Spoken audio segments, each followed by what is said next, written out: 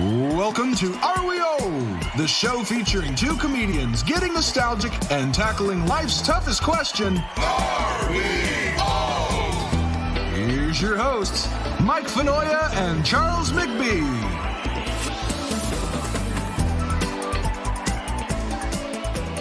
Hey everybody, welcome back to another episode of the Are We Old podcast. Ba-dum-bum. It's the holidays. I'm Mike Finoia. Yo, and I'm Charles McBee. Hi, bud. What's happening? Not a much. Everybody, thank you so much for listening, and thank you for all the comments and the likes and the shares. We love it. We're so happy that you're having a good time with us. Follow along at Are We Old on social media, at Are We Old Pod on YouTube, patreon.com/Are We Old Pod. We got a bunch of great bonus stuff heading your way. Like, share, subscribe, rate, review. It goes such a long way, and we greatly appreciate it. And let us know what you're struggling with as you enter into new chapters in your existence. areweoldpodcast@gmail.com. And it doesn't have to be that fancy and pretty and eloquent. You could go, kids these days, fucking beep, boop, bop, bop, gripe at us. We're the oracle. Just yell into the well. We'll take it. We'll take it and make it funny. That's what we do. We'll take it for you. We'll take it. How you feeling, pal?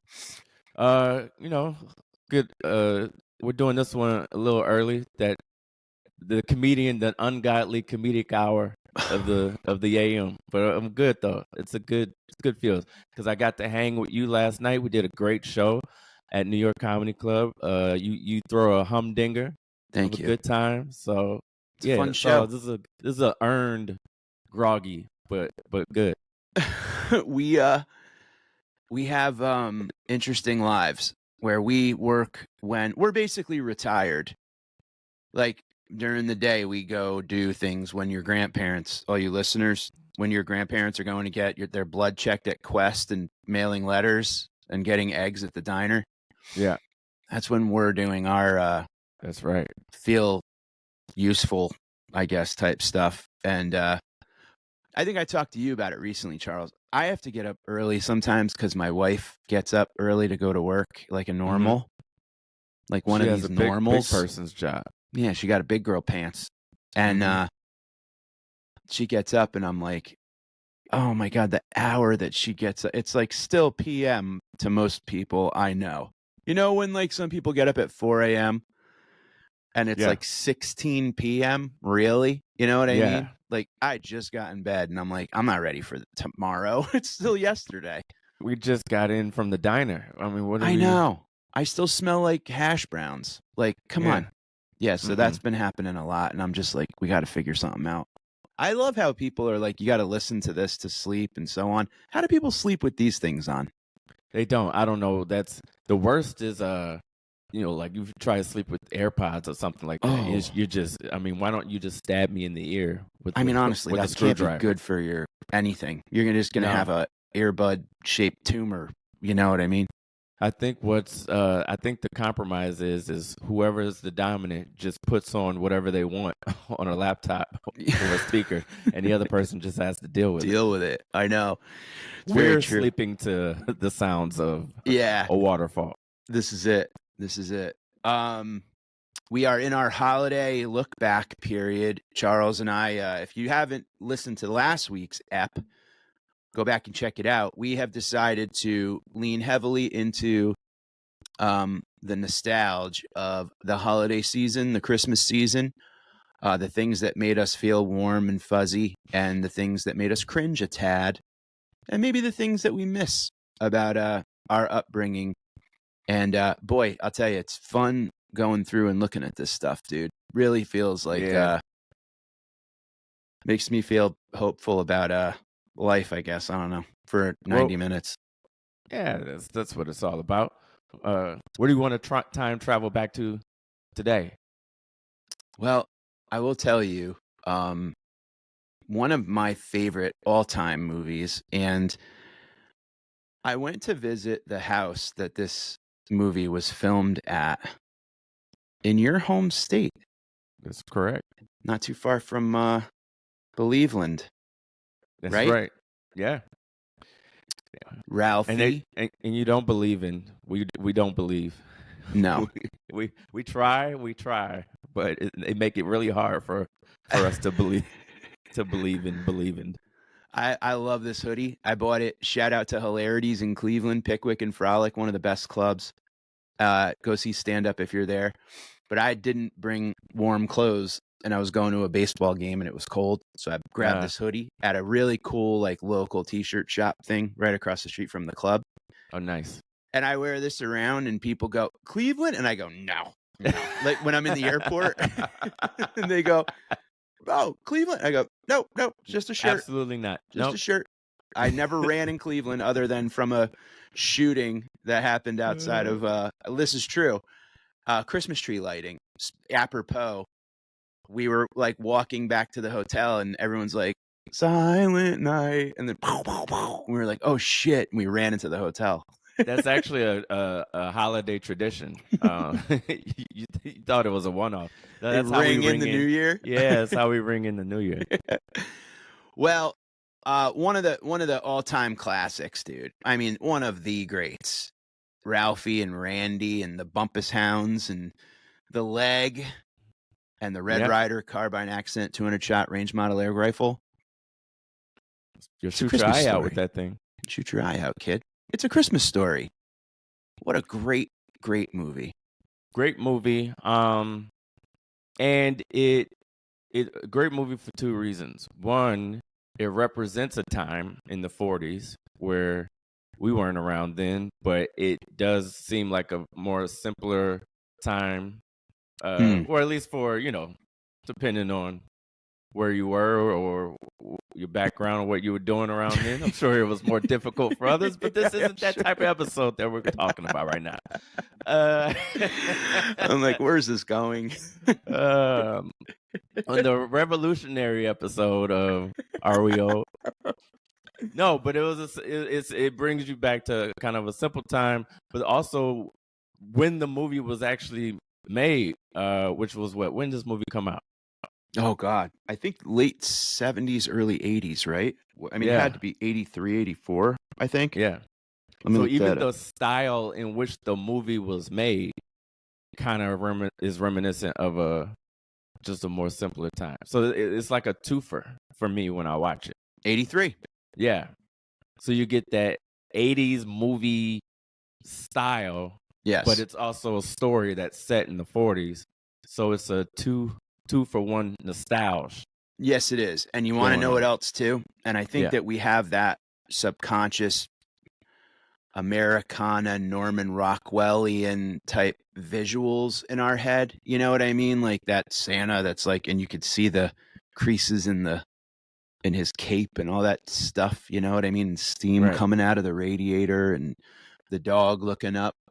There are stills of A Christmas Story that look like a Norman Rockwell like painting, or like when they're all around the flagpole that he's about to stick his tongue to, and they have their hats on and everything's crooked. It's just at the meticulous level of care. I think that to be, because we both work in TV and production, I would have loved to have been like working on that set. And they're like, hold on, but like, fix your scarf a little bit. You know what I mean? Like, just the detail and the intricacies really make that movie pop. And I just, all the way to like Randy being so bundled up that he couldn't put his arms down. Yeah. Like that was just like, I got anxiety as a kid with that. Like, I would put my arms down like during that scene just to know I could. Those are such specific moments, though, in like, talk about a coming of age story. It's such specific moments that somebody actually lived through that, like the writers and like those were moments where it's just like, no, this happened to me, because it's so, you can't just make that up like off the whim if that never happened to you. You're right. To know the feeling of that is great. Did you ever try and stick your tongue on a frozen flagpole? No, did you? Not a flagpole. The inside of a freezer. Get the hell out. The inside of a freezer? Yeah, it's more safe that way because it's a better chance for you to like. You got more of a fighting chance than if you're in the middle of nowhere on a flagpole, you're screwed. What happened? It got stuck. Did it?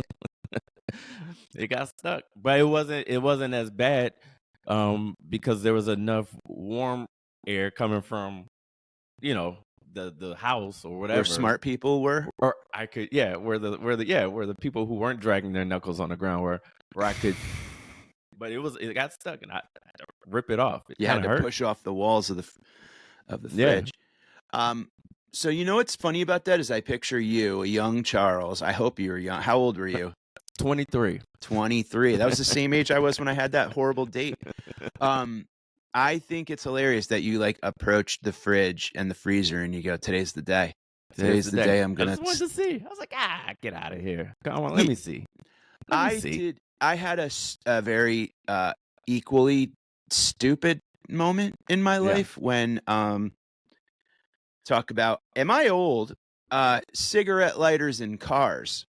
Oh yeah. I was sitting in the car while my mom went into a store, which double whammy, right? I'm sitting alone in a car that's running, windows up, whatever. Nowadays, Lucky she would be didn't get hauled off to prison. You lucky Honest she's to not God. still doing time right now. Bro, all right, dovetail. How many times did you sit in the car alone?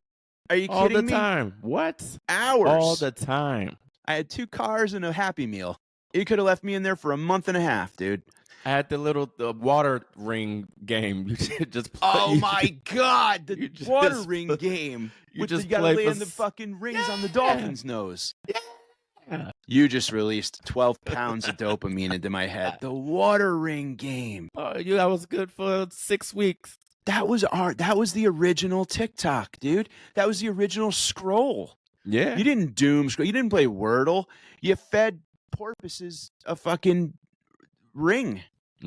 That's right. Oh my God, I want one of those now. Your thumb would just be aching from all you're doing is pushing. That's the only reason why we're okay with phones these days, because our thumbs we're Game Boy ready. Game Boy ready, man. Oh my God, I remember popping that cigarette lighter in and out, pop, pop, and I would put stuff on it to just watch it burn. I liked fire as a kid. I think we've come to that. Yeah, we kind of gathered that theme. I would put, like, if there was like a dead fly in the car or whatever, or if there was any an old crusty quarter of a French fry from God knows when, like a calcified fry, there was always that under the car seat. Yeah. I would put it on I'd basically hibachi like shit in the car in the cigarette lighter because I just like the smell and whatever. And I'm like, man, they always say don't put your finger in this thing. And I'm like, I'm going to try it. I go, I bet it won't burn. No. Oh, it fucking burned, dude. My finger stuck to it. I was like, and I like went like this, but then like I'm stuck in the car, man. I can't get out because my mom's still in the store. So I'm like, this thing's pulsating and like, oh my God, it was burning. And I'm like, and yeah. So yeah, man. You played with ice, I played with fire, and we both got burned. There we go. Dude, the bubble thing. Oh my God. If anybody for Christmas, Santa, if you're listening, I want a bubble toy. For hours, man. For hours. It was either that or a Tiger electronic toy. Tiger electronic football or baseball where, dude, I had a Ninja Turtles one. Oh, forget about it. Oh my God.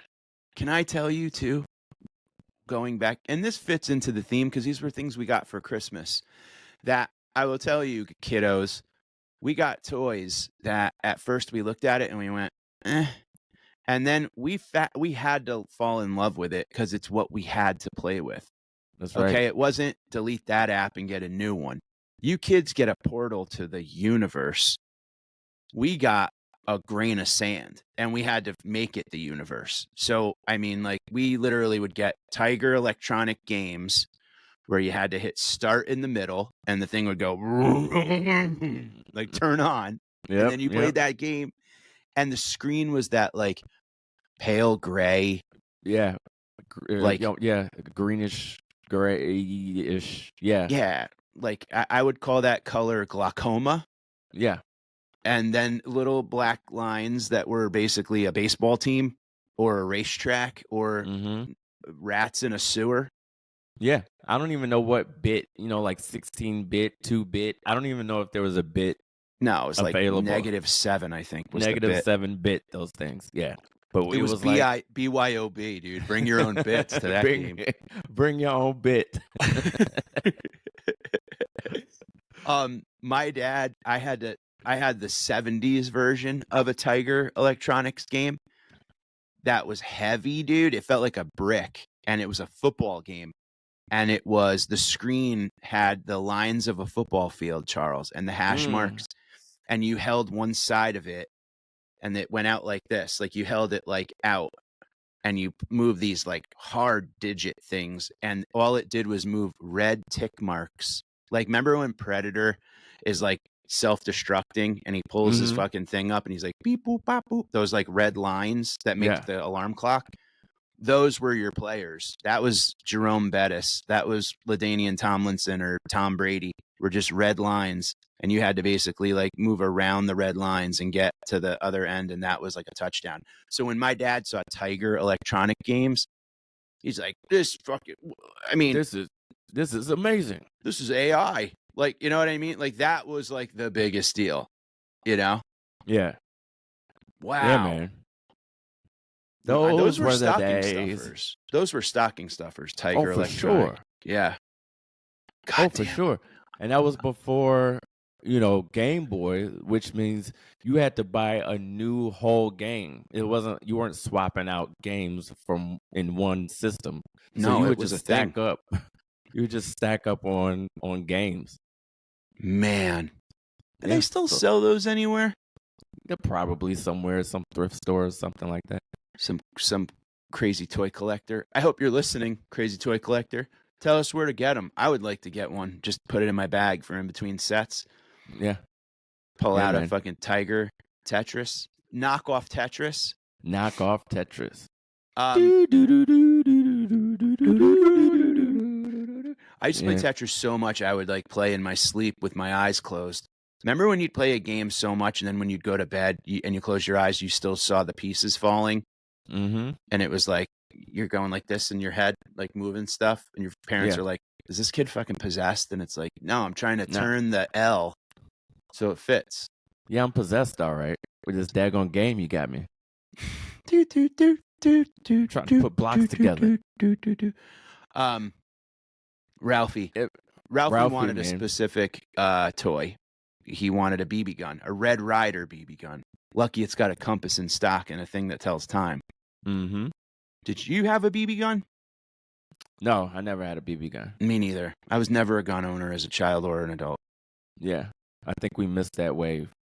It was because there was never any place, like we didn't grow up in a place where you go out and like shoot squirrels or something like that. It was like, you walked around with a gun where I grew up. It was like a misdemeanor, even if it was a BB gun. People ran inside. Yeah, totally. Come here, kid.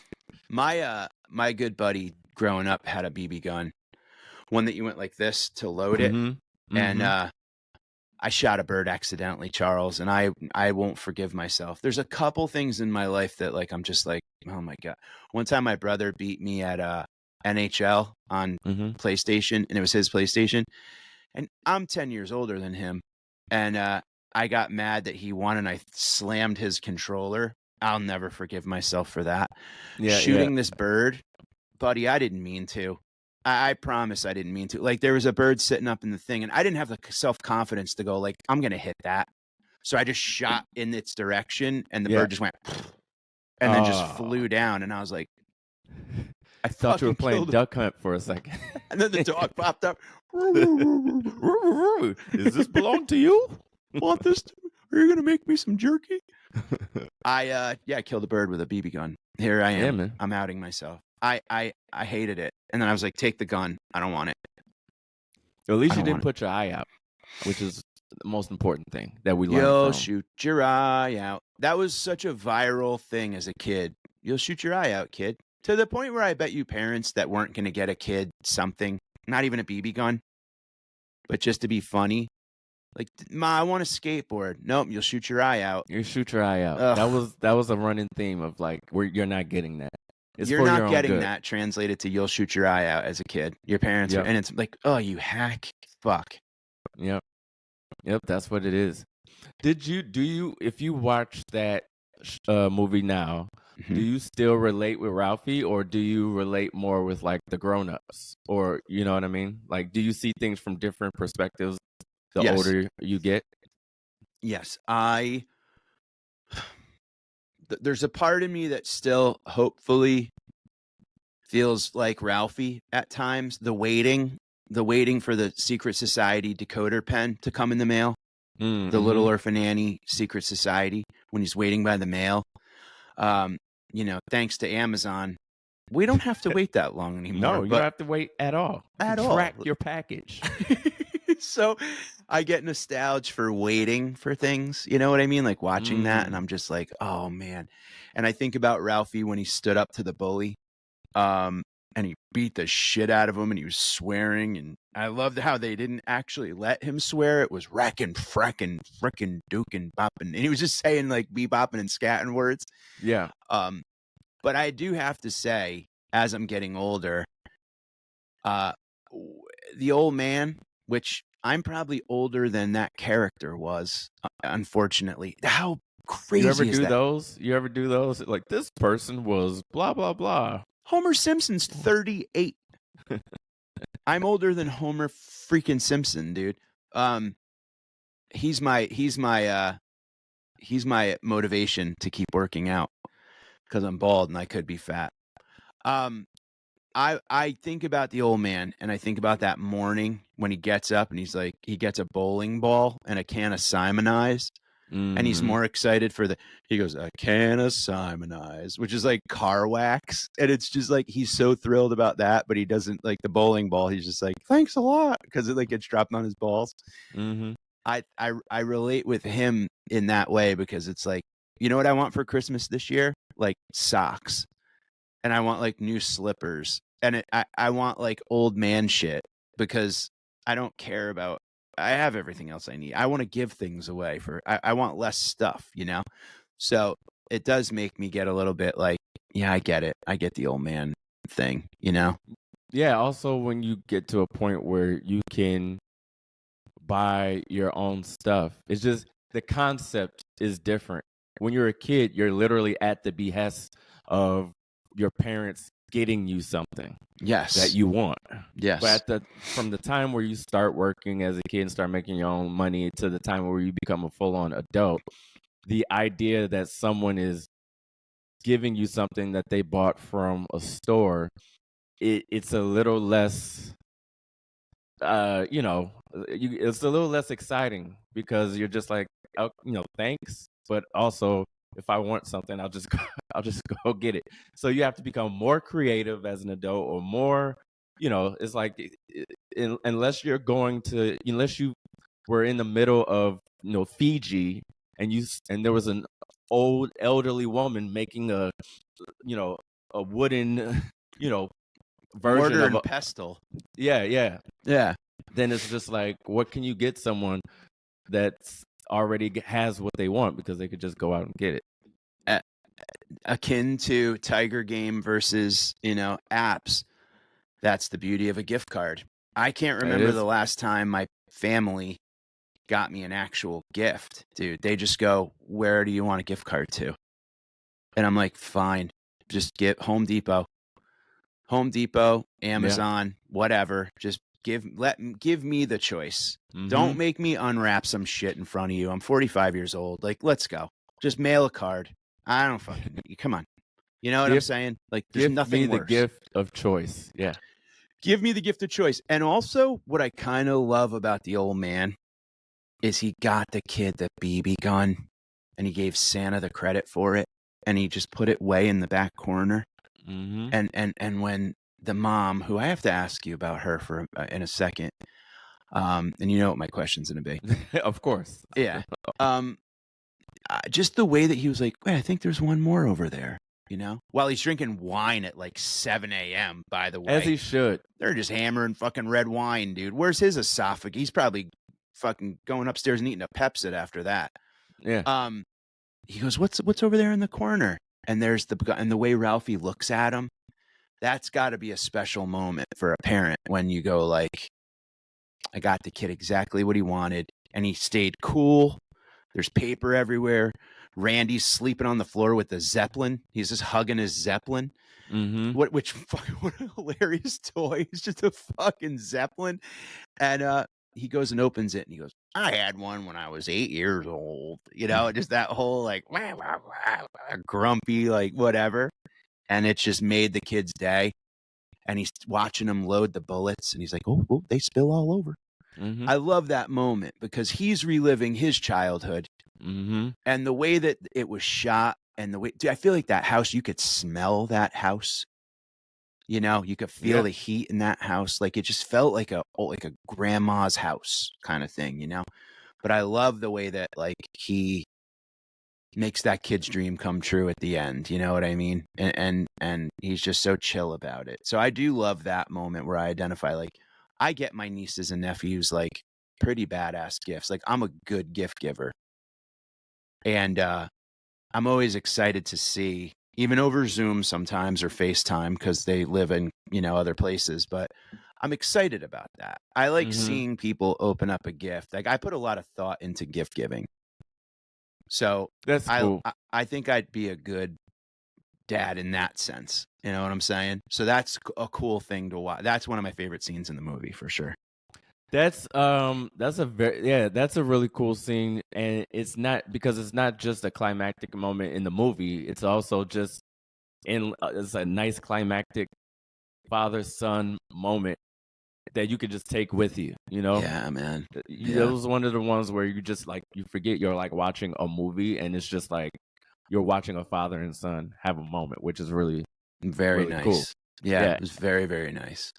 And you're also always thinking like, you know, as a parent, it's one of those wins that like come around once a year, because throughout the rest of the year, you're just trying to survive. You're just trying to get through the week and make sure everything's okay, make sure everything's on time, make sure this, that, and the third. And it's just like Christmas time is that one time where you get to feel like a superhero in a sense, or get to feel like, you know, if you couldn't send your kid to private school like you wanted to, or if you couldn't maybe get them the braces yet, or whatever it is that you're just trying to survive.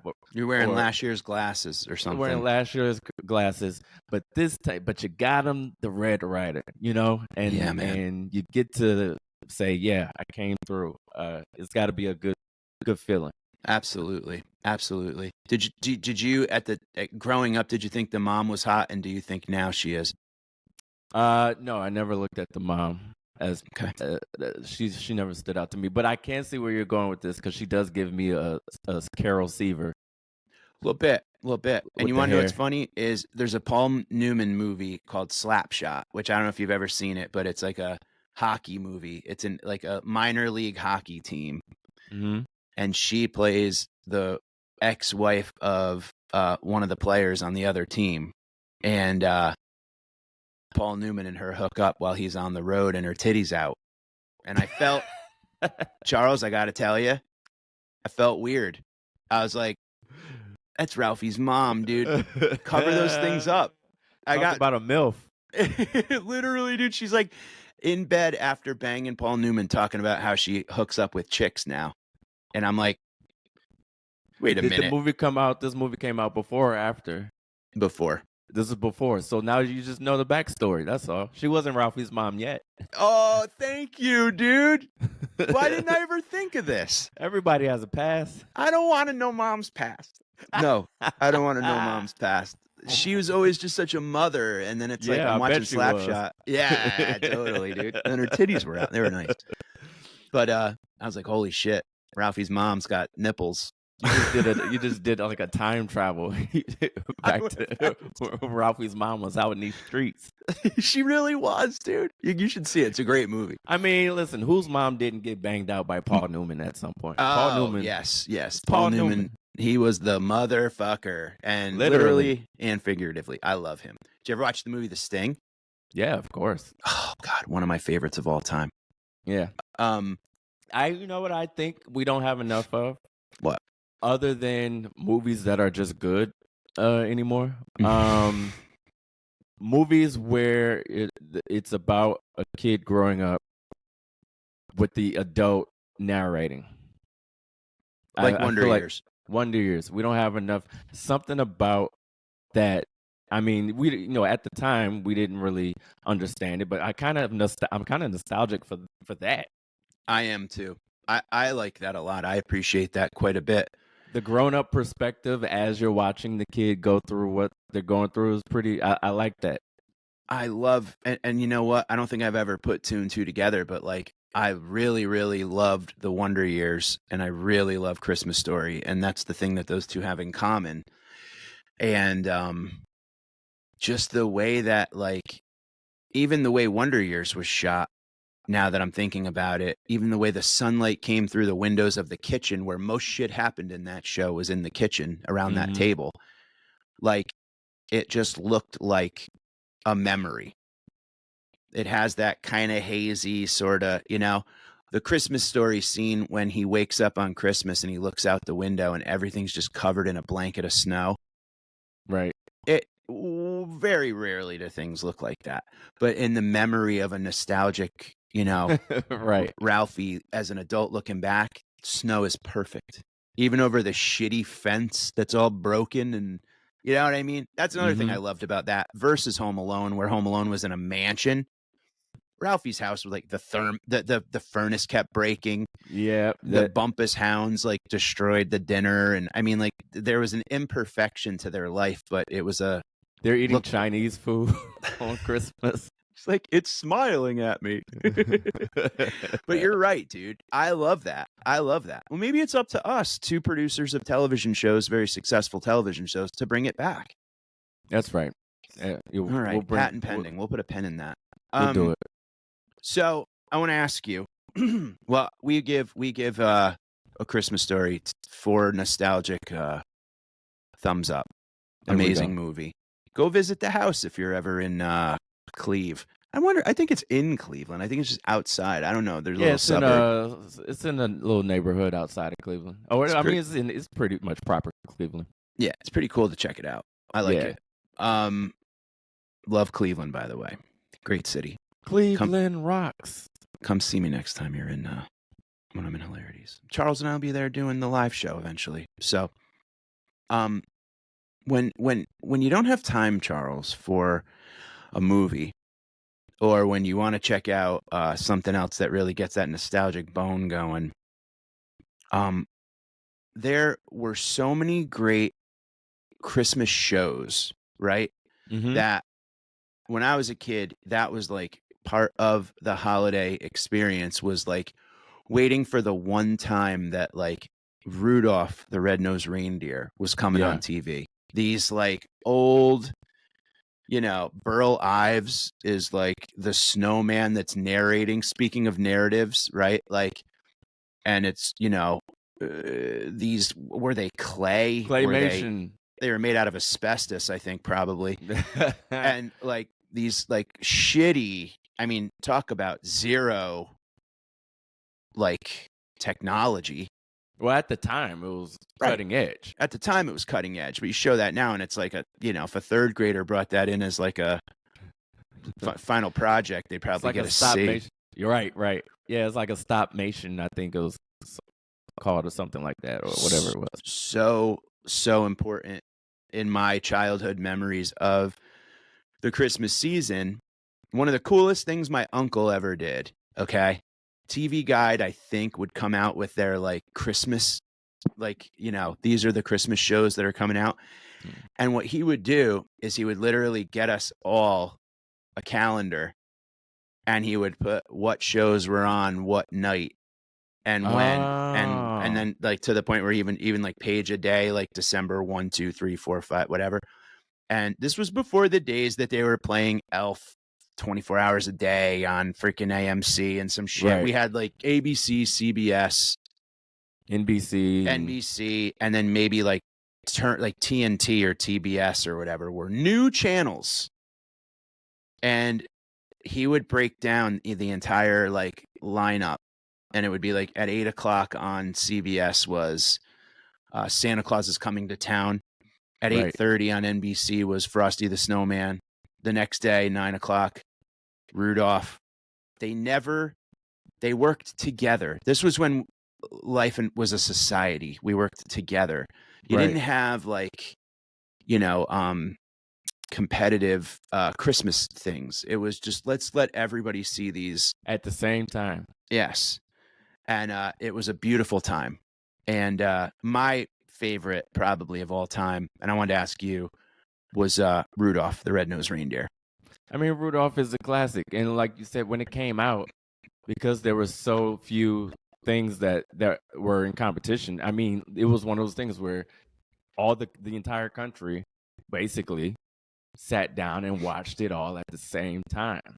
Yeah. So it just became ingrained into, and it was a super hit. I mean, it started through, what's the big department store from the old school department store from back like in the 50s and shit. Whatever, I'll look it up. Bloomingdale? Later. No, not Bloomingdale. Like Woolsworth or one of those Worths. One of those, but they sponsored it. It was like their shit. Yeah. And they hired a guy within their company to do it. And oh, really? Yeah. I didn't know this. Yeah, it was like they because they were back then, they would be the ones to sponsor a lot of these specials, and a lot of these TV shows were sponsored by just corporations or whatever. It was back when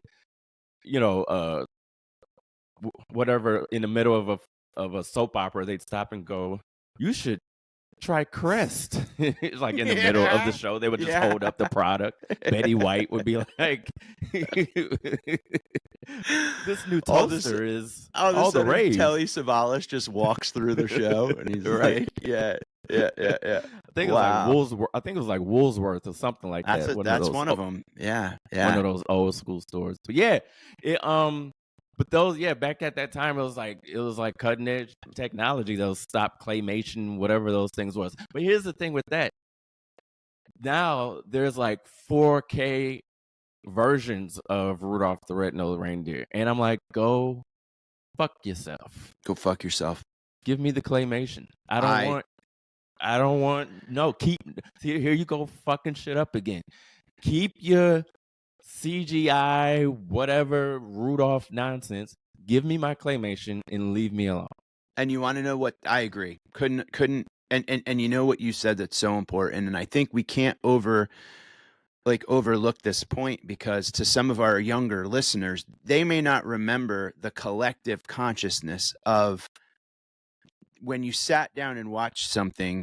You didn't have a phone in your hand. You didn't have an iPad. You didn't have whatever. You all sat and stared at one 900-pound television that heat came off of. You could toast bread on the top of that fucking thing, dude. That's right. And it stayed forever.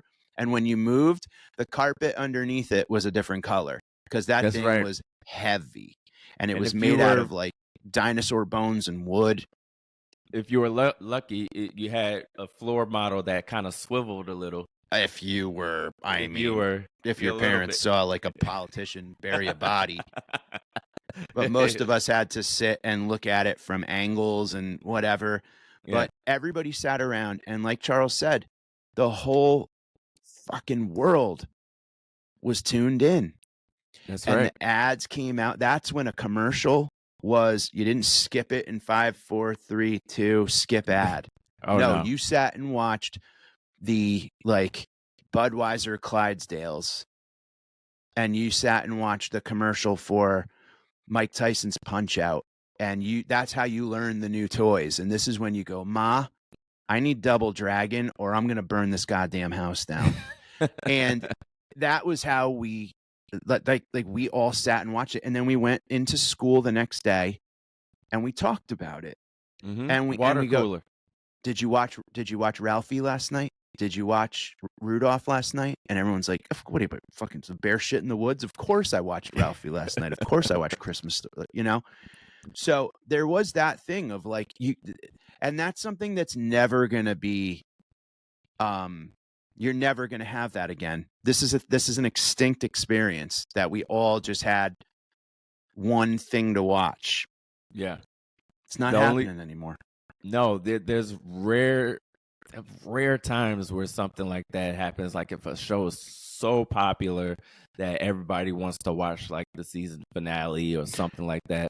Yeah, but even now you can DVR that shit. You know what I mean? Yeah, I mean, it's sure, true. of course you could VHS record it and whatever. But I just think there was that thing of yeah, like, of course.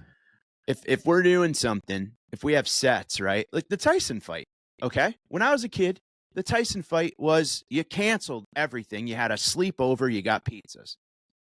I was on stage during this Tyson Paul fight, which, what do I even call it, a fight or a dance? Right. But they I went in the back in the green room afterwards, and they, like, the other comics were like, hang on, and they like rewinded it. Yeah. And we watched it, and I'm like, oh, earlier it would have been just like, oh, dude, you missed the fight. You missed it. Yeah. You missed it. If you went to the bathroom, you missed it. You missed it. You know what's Go ahead. You know what's interesting about watching it now as I'm older, Rudolph? You start to pick up on certain things that you didn't pick up on it as a kid, where like certain themes which really is just a testament of the time, but you're also just kind of looking at it through different lens, like just like the father-son dynamic, how, you know, the father was just like made Rudolph ashamed of his nose and was just like, cover that shit up, and like like, you can't be having that. You can't go out in society looking like that. Put this on your nose. And him always trying to please his dad. Like, I never like, you watched it as a kid, but you never really, you know, as you're older, you're kind of like picking up on certain like things that kind of hit you in the feels a little bit. Just like, yeah, man. Like, man, what Rudolph was really going through. And then also like it took me back to the innocence of just like, you just wanted the girl. It all goes back to the girl, man. All goes back to that. She said, "I'm cute. I'm cute," and he him hearing he was cute gave him ups, dude. Bro, it's a testament. Nothing's changed. Nothing's changed. If the girl that you like validates you, you feel like as a man you can fly. Literally, dude, your spirit has a Reebok pump. Exactly. Yeah, no, I know. To hear she goes, I think you're cute. I'm cute. He flew so high that skinny David Letterman looking Santa was like, look at this. He's like, this guy's my favorite. Also, what a prick. What the prick is Santa? Santa is a prick. I mean, what an asshole. Major prick. Based on that claymation shit, like that guy, wow, buddy, you can keep your freaking, like, stay out of my house. I'll leave the cookies and milk outside. I don't want that energy in here. What are you judging my house? God, he goes, God. And Mrs. Clutch, she's like, eat Santa. Nobody wants a skinny Santa. Like, they just talk so weird in German too, those fucking things. But like, he's just like walking around miserable. You remember when Rudolph ran away and came back, and he's like in his house looking for mom and dad and Clarice, and Santa just shows up. He's like, they're gone, Rudolph. Gone looking for you. It's your fault. Ass back. Yeah. Go back out into the fucking blizzard of all time, where the abominable snow monster. By the way, for any psychonauts out there, great show to get real high and watch, because there are so many side stories in that show. I mean, what a week for the writer's room of that show.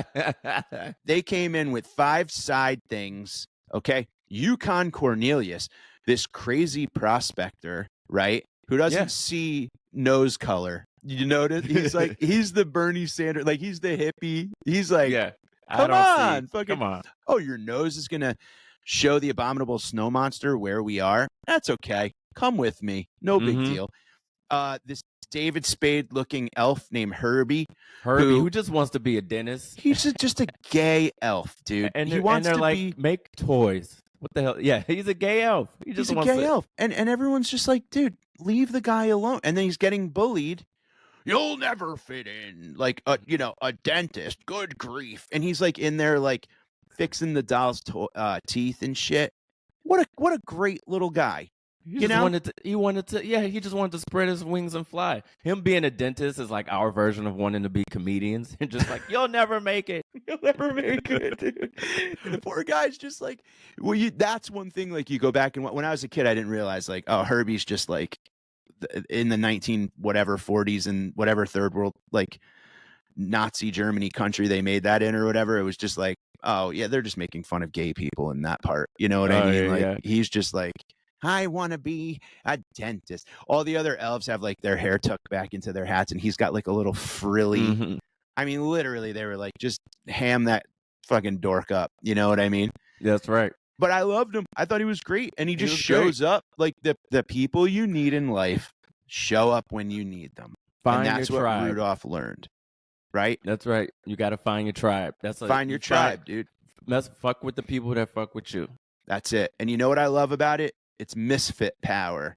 That's like the drummer from the Grateful Dead said that they have misfit power. That's like their thing, is like, it's where all the people who, you know, needed a place found it there, right? And I always like that about Rudolph, where it's like, yeah, the dad and him had a thing, and even like all of his buddies are bullying him. He went from being like he's playing around, playing reindeer games, and his nose falls off, and everyone's like, get this freak out of here, right? You freak! And then he's alone. They kicked a child into like the forest. Insane. And then like he's just sitting there, and on a snowbank, like, boink, out comes Herbie the elf. He's like, is this your snowbank? Which I love. And it's just right away, I'm just like, I fucking love that friendship. Yeah. I love that friendship.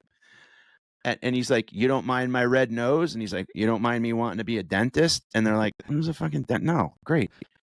And then they meet Yukon Cornelius, the hippie of the group, and he's got a Volkswagen bus of a sled, and he's like, gold and silver. He's all crazy. He's Bernie Sanders, dude.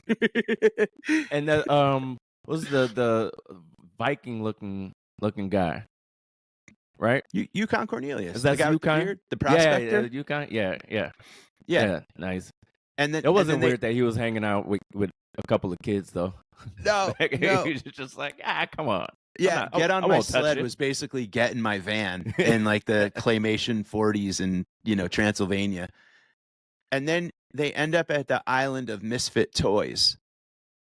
What the hell is that? Yeah. I mean, what a fun. Oh man. Just Is your eye a little crooked? Just join the Misfit Toys. That's it. Yeah. He's like, I'm a cowboy that rides an ostrich. And it's like, like a train with square wheels. And like King Moonrazer is like the lion with wings that watches over the island of misfit toys.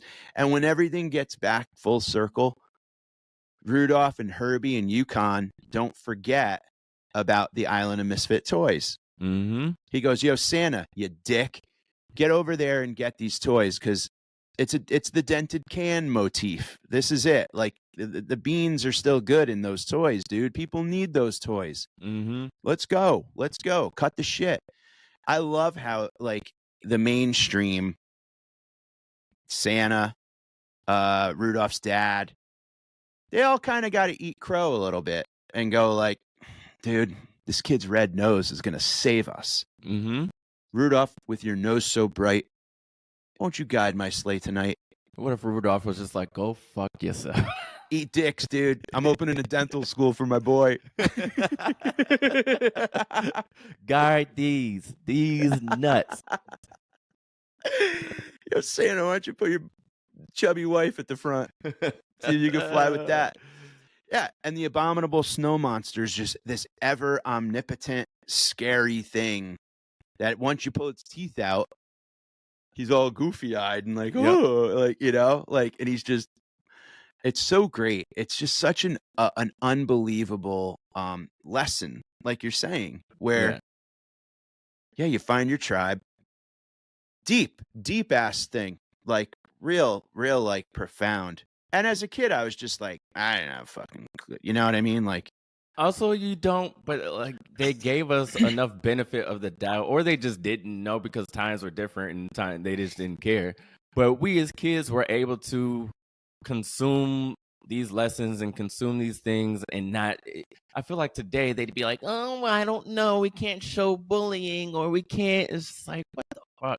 Tell the story. Just tell a great story and trust that kids can absorb it without. I don't know what the hell they were they worry about these days. Right, and also when the bully loses, it's a great story, and it teaches kids how to keep your chin up. Doesn't matter if you have a red nose. Doesn't matter if you're in a wheelchair. Doesn't matter if you're blind. Doesn't matter if, whatever.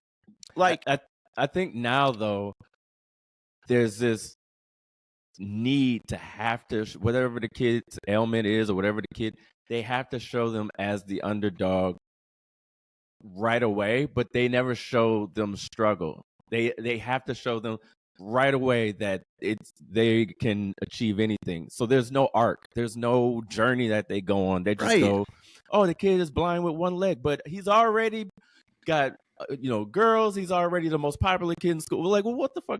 Where's the story? Where's the story? Where's the journey? What am I supposed to learn from this? Because they're so afraid to show someone being hurt or someone, not being able to do something. But look at us now who grew up on that, finding the story and going, what we see in this is we're not making fun of a elf.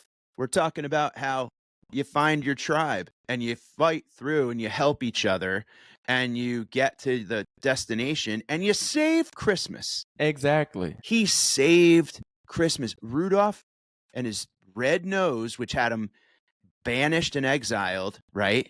Right. Saved the world, dude. Because if Christmas didn't happen, the whole world's fucked, right?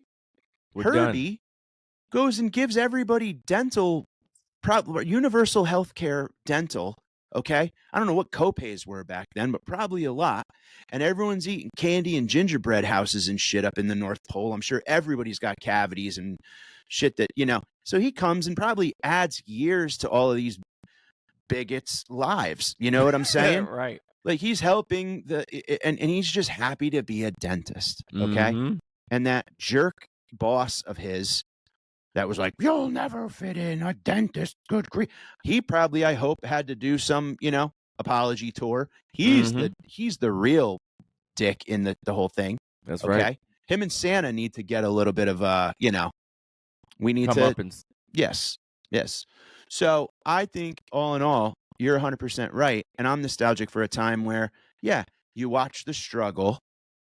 You see that life is not easy because life is not easy. Mm-hmm. And you have to learn to overcome adversity and build some thick skin and you'll save the world. You'll save the world. Instead of going, no, you're fine. Don't worry. You're a superhero. No, every superhero had to learn that the world sucks and you got to fight and you end up saving everybody. Exactly. So hopefully they'll get it together after Hollywood burns down and they claymation is our only option. Claymation is our only hope. Absolutely. Oh man, Charles. Well, this is fantastic. I'm looking forward to the new. I'm looking forward, and I will sit and wait. I don't go stream or anything. I sit and wait for it to come on TV, and I'm looking forward to the claymation and and the all the other shows. And the commercials. No, not the commercials. I still can't do commercials. Now, that's the one thing that's good about being in 2024/25 is fast forward that shit or pay for no commercial. Exactly. Guys, it is nostalgia season here over at Are We Old? So what are you nostalgic about? What was your favorite old-timey show? Your claymation show? What's your favorite movie? Did it change? Because next week, I think we're going to get into some new stuff that, maybe we've had to kind of bring in. I'm very protective of my nostalgia bandwidth, but there's some new stuff that I'm like, get in here. Come on in. So we will hit that. You can follow me at Mike Finoia, MikeFinoia. A bunch of dates on the calendar, MikeFinoia.com. You can follow me at Cedric the Entertainer, Charles McBee. He at needs everything. the follows. I need them, baby.